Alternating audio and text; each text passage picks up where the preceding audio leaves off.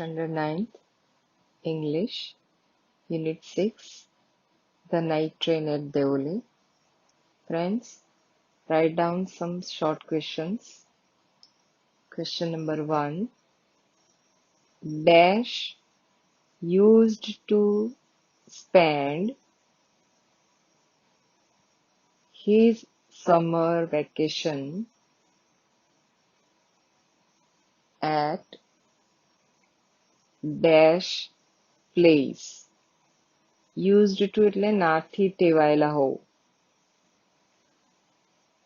કે ભૂતકાળમાં જે ક્રિયા હંમેશા કરતા હોય એને ત્યારે used to નો પ્રયોગ થાય છે. Second, where did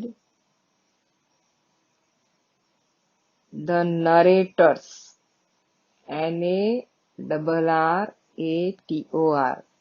apostrophe S, the narrators grandmother live? Number 3, where is Deoli situated? Situated, located, ક્યાં આવેલું છે? Number 4, what did the narrator decide? Number 5, describe the basket selling girl. ટોપલી વેચનાર છોકરીનું વર્ણન કરો. Number 6, the basket selling girl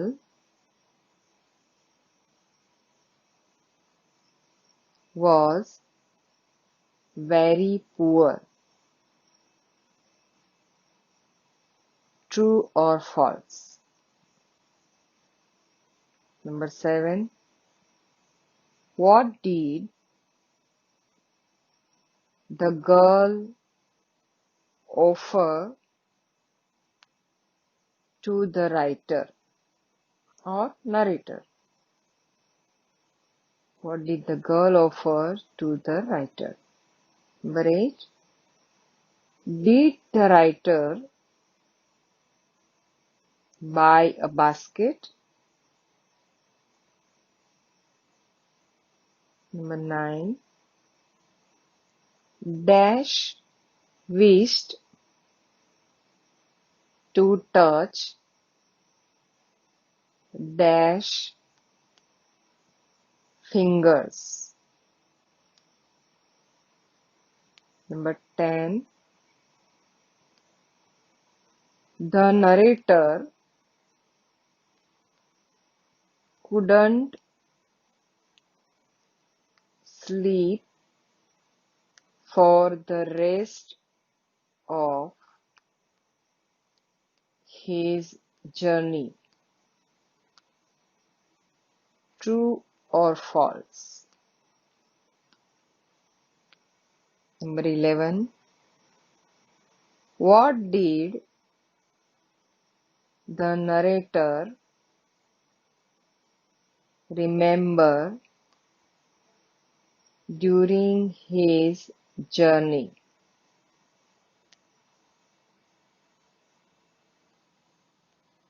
Twelve, the narrator was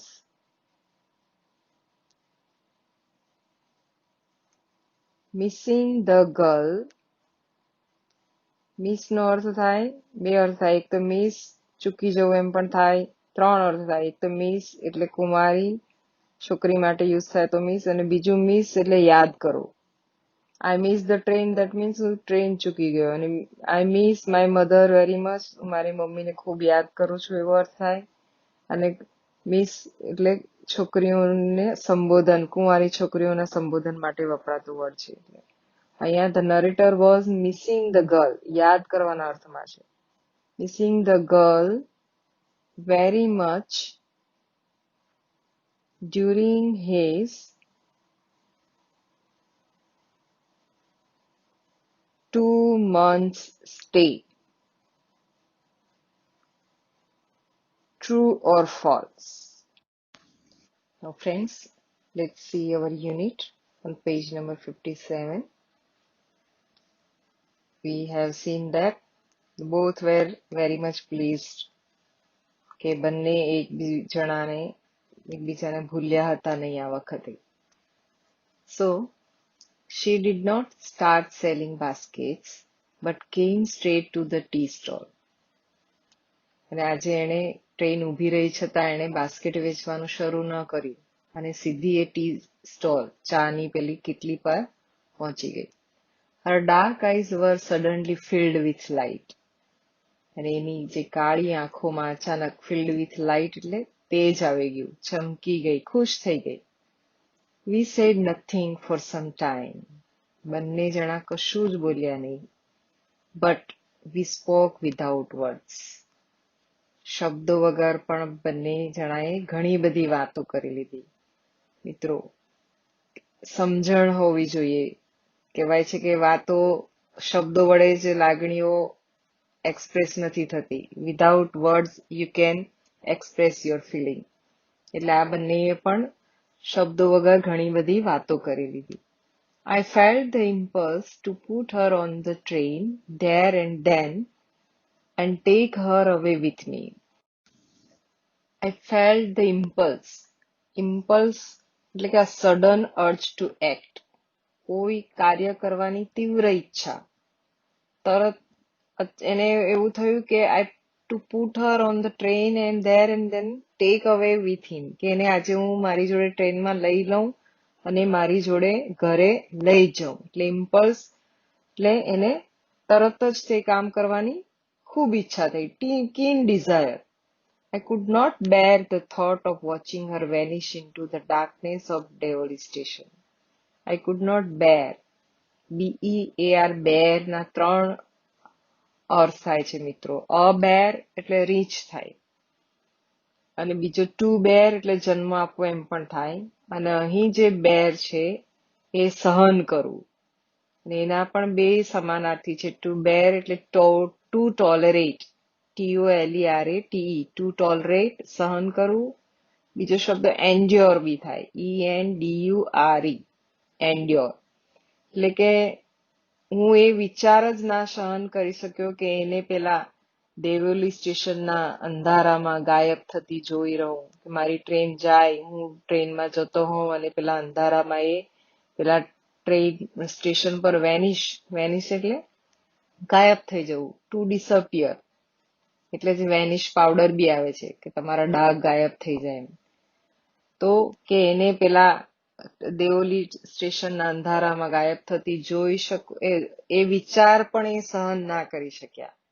તો જોઈ તો કઈ રીતે શકશે. એટલે એને થયું કે હું એને આજે લઈ જાઉં. I took the baskets from her hand and put them on the ground. જે હાથમાં ટોપલી હતી એ લઈ લીધી અને જમીન પર મૂકી. She put out her hand to take a basket, but I caught her hand and held it. એણે પોતાનો હાથ ખેંચવા પ્રયત્ન કર્યો બાસ્કેટ લેવા માટે, પરંતુ આપણા નરેટર જે છે રાઇટર એમણે એનો હાથ પકડી રાખ્યો. I have to go to Delhi, I said. I એટલે હિયર આપણે જાણીએ છીએ કે રાઇટર, નરેટર, કે હું દિલ્હી જઈ રહી છું. તો રાઇટર ક્યાં રહે છે આપણને હમણાં ખબર પડી છે કે રાઇટર દિલ્હી રહે છે. એ દિલ્હીથી એના દાદીના ઘરે દહેરાદૂન જતા હોય છે. She nodded. Nodded એટલે માથું હલાવવું. આપણે હા કે નામાં જે રીતે માથું હલાવીએ, જે મૂવમેન્ટ કરીએ છીએ એને નોડ યોર હેડ એટલે માથું હલાવવું એને જ નોડ કહેવાય. હાથ હલાવવો એને નોડ ના કહેવાય. એને આપણે આગળ શબ્દ આવી ગયો વેવ. એટલે હાથ હલાવીને આપણે બાય કે કોઈ ઈશારો કરીએ છીએ આવવા માટે, જવા માટે, ધેટ ઇઝ વેવ. અને પછી શેક હેન્ડ્સ, જે આપણે હસ્તધૂનન કરીએ છીએ, હાથ મિલાવીને જે શેક હેન્ડ્સ કરીએ છીએ, તો એને પાછું વેવ ના કહેવાય, એને શેક હેન્ડ્સ કહેવાય. મિત્રો, એટલે આ બધા ઇંગ્લિશમાં આવા બધા શબ્દો વધારે યાદ રાખવાના. વેવ એટલે આપણે બાય કરવા માટે હાથ હલાવીને, અને શેક હેન્ડ્સ એટલે સામસામે હાથ પકડીને આપણે હસ્તધૂનન કરીએ છીએ. તેવી જ રીતે અહીંયા નોડ એટલે ફક્ત મસ્તક વડે હા કે ના જે માથું હલાવીએ છીએ આપણે, that is not. I do not have to go anywhere. લેખકે કહ્યું કે મારે દિલ્હી જવાનું છે. એટલે ટૂંકમાં કહ્યું છે કે હું દિલ્હી જાઉં છું, ચાલ મારી સાથે. એટલે એણે શું કહ્યું? she denied. એ એગ્રી ના થઈ, ના પાડી કે મારે ક્યાંય જવાનું નથી. the guard blew his whistle. એટલામાં તો પેલા ગાર્ડે એની બ્લો નું પાસ્ટ ટેન્સ છે બ્લુ, એની વિસલ વગાડી. I hated the guard for doing that. અને લેખકને બહુ તિરસ્કાર આવ્યો, ગુસ્સો આવ્યો, ના ગમ્યું કે એણે એની વિસલ કેમ વગાડી. તો લેખકને શા માટે ગુસ્સો આવ્યો? વિસલ નહોતી ગમતી? ના, કે ગાડે જે વિસલ આપી એ કેનું સિગ્નલ હતું કે હવે ટ્રેન ઉપડવાની છે અને ટ્રેન ઉપડશે એટલે બંને જણાએ પાછા જુદા થવાનું છે. એ લેખકને દુઃખ હતું એટલે એને બહુ જ ગુસ્સો આવ્યો. હી હેટેડ ધ ગાર્ડ, એને તિરસ્કાર થયો એના પર. I will come again, I said. કે હું પાછો આવીશ. Will you be here? તું અહીં હોઈશ? She nodded.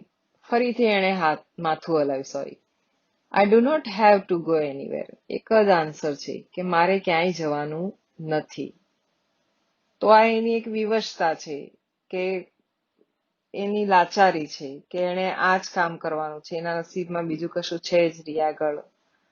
એના કદાચ કુટુંબને ભરણ પોષણ કરવાનું હશે એટલે કે છે કે મારે ક્યાંય જવાનું નથી.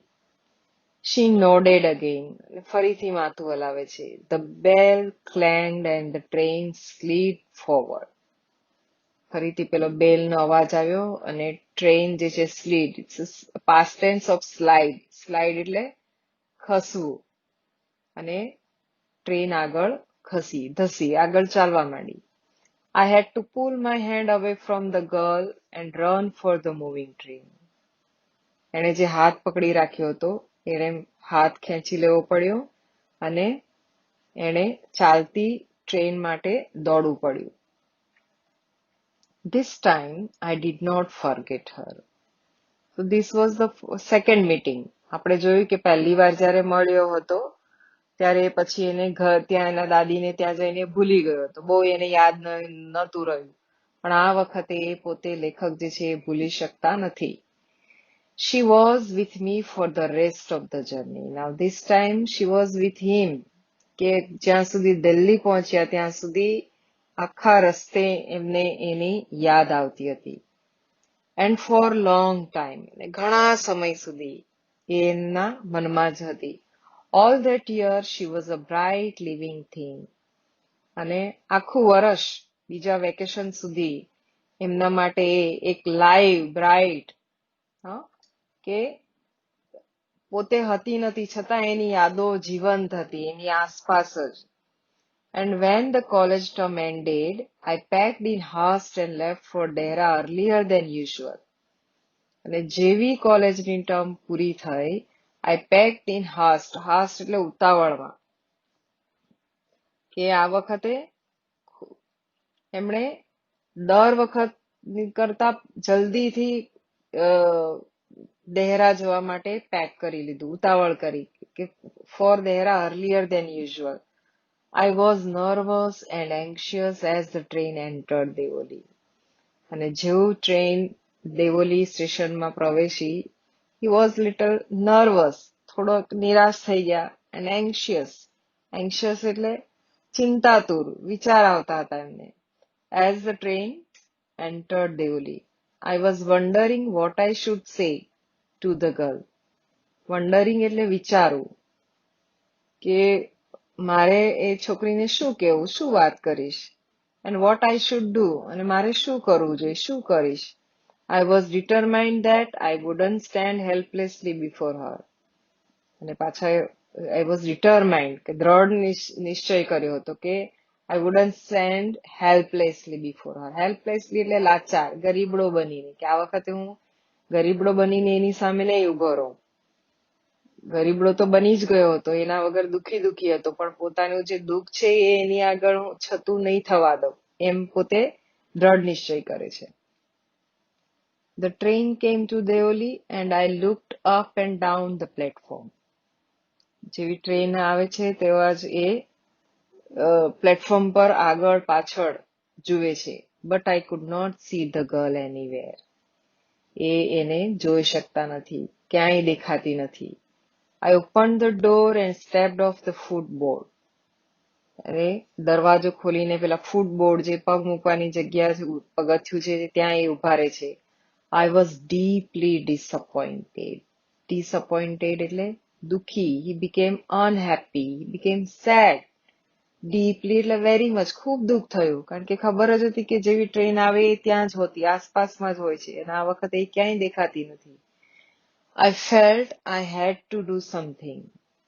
જેમને તરત જ વિચાર આવ્યો કે મારે કંઈ કરવું જોઈએ. So I ran up to the station master and said, do you know the girl who use to sell baskets here? અને દોડીને જઈને સ્ટેશન માસ્ટરને પૂછે, કારણ કે નાનકડું સ્ટેશન હોય એટલે બધાને ખબર હોય સ્ટેશન માસ્ટર જ્યાં ત્યાં કુલી હોય, બધાને કોણ કેટલા માણસો અહીંયા વેચતા હોય, એ પૂછે છે કે do you know the girl who use to sell basket? અહીંયા જે બાસ્કેટ વેચતી છોકરીને તમે જાણો છો? No I don't, said the station master.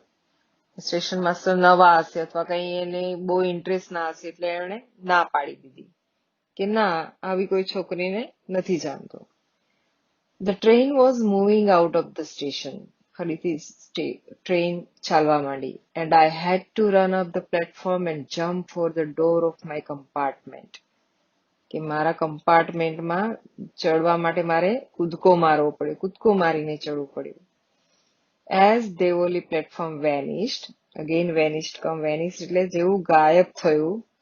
I decided that one day I would have to break journey there. કે જેવું દેવોલી સ્ટેશન ગાયબ થયું, લેખકે શું વિચાર્યું? The narrator had decided that one day he would break, કે એની મુસાફરી ત્યાં બ્રેક કરશે એટલે ત્યાં ઉતરશે. And I would spend a day in the town, make inquiries, and find the girl who had stolen my heart with nothing but a look from her dark, impatient eyes. કે I would spend a day, કે આને આ જે નાનકડા ટાઉનમાં આખો દિવસ પસાર કરશે અને મેક ઇન્ક્વાયરીઝ. મિત્રો, ઇન્ક્વાયરીઝ નું સ્પેલિંગ IN પણ આવે અને EN પણ આવે. કે એની ઇન્ક્વાયરીઝ કરીશ, પૂછપરછ કરીશ, એને શોધીશ. And find the girl who had stolen my heart without nothing but a look from her dark and impatient eyes. કે છે કે એ છોકરી કે જેણે મારું હૃદય ચોરી લીધું છે, કે શેના વડે? કે એની ડાર્ક, કાળી અને ઇમ્પેશન્ટ એટલે અધીરી આંખો.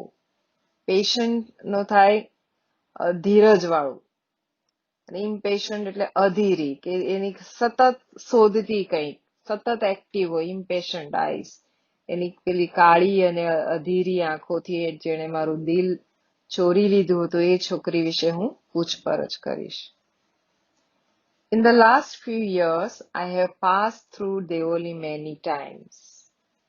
કે ત્યારબાદ, કે ઘણા વર્ષો દરમિયાન કે હું દેવોલી સ્ટેશનથી ઘણીવાર પાસ થયો, ઘણીવાર મારે આવવા જવાનું થયું. I always look out of the window to see the same unchanged face smiling to me. અને લેખક જ્યારે સ્ટેશન પર પહોંચે ત્યારે હંમેશા એ બારીમાંથી જોતા કે પેલો એક સરખો જે અનચેન્જ ફેસ, પોતાને સ્માઇલ કરતો જે ચહેરો, એને એ શોધતા, બારીમાંથી બહાર જોઈને શોધતા કે એ ચહેરો એને જોવા મળી જાય. But I will never break journey there.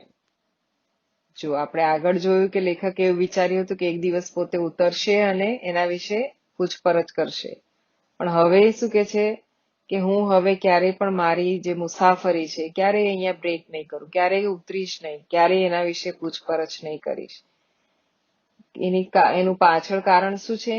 કે I prefer to keep hoping and dreaming and looking out of the window for the girl with the basket waiting for me. કે ઉતરીને એના વિશે પૂછપરછ કરવા કરતા પોતે શું પસંદ કર્યું? આઈ પ્રિફર એટલે પસંદ કર્યું, ચૂઝ કર્યું, ટુ કીપ હોપિંગ, કે આશા રાખવાનું, અને ડ્રીમિંગ, સ્વપ્ન જોવાનું, and looking out of the window, અને બારીમાંથી બહાર જોવાનું, કે પેલી બાસ્કેટ વેચતી છોકરી કે મારી રાહ જોઈને ઊભી હશે એવું પોતે ઈચ્છતા, એવી આશા રાખતા, એવું ડ્રીમ પોતે જોતા કે ક્યારેક તો એ મને મળી જશે. એટલે મિત્રો અહીં ઘણું બધું કહી જાય છે કે લેખકને કદાચ એવો અણસાર પણ આવી ગયો કે છોકરીને કદાચ બીજે કશે જતી રહી હશે, લગ્ન થઈ ગયા છે, અથવા તો કોઈ બીજી કોઈ દુર્ઘટના ઘટી હશે, તો જો એની પૂછપરછ કરશે તો એને એના વિશે કદાચ ખબર પડે તો પોતે દુઃખી થઈ જશે કે એમનું જે સપન હતું એ ત્યાં અટકી જશે.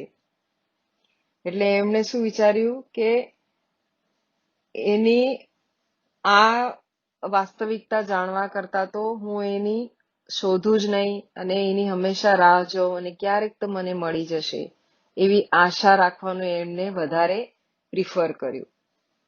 I never break my journey at Deoli, but I pass through as often as I can.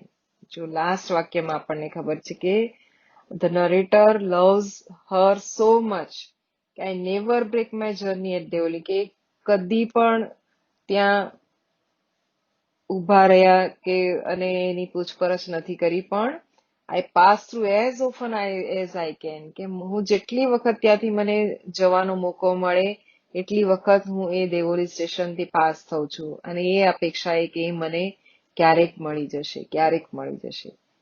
તો ઘણું બધું વિચાર કરી મૂકે એવો એન્ડ છે, આપણને વિચારતા કરી મૂકે એવો એન્ડ છે. મિત્રો લેખકોની આ જ એક બહુ મોટી ખાસિયત હોય છે કે એનો એન્ડ જે છે હોય ક્લિયર નથી હોતો, એ વાચકોના પોતપોતાના પર ડિપેન્ડ હોય. સો ફ્રેન્ડ્સ, આપણે જોયું કે આ હેપી એન્ડિંગ પણ નથી અને સેડ એન્ડિંગ પણ નથી. તો એનો એન્ડ શું હોઈ શકે એ આપણે વાચકો વિચારતા રહી જાય છે.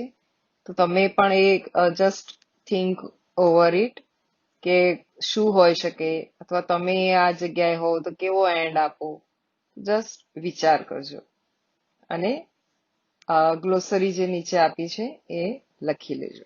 Thank you very much. Have a nice day. Thank you.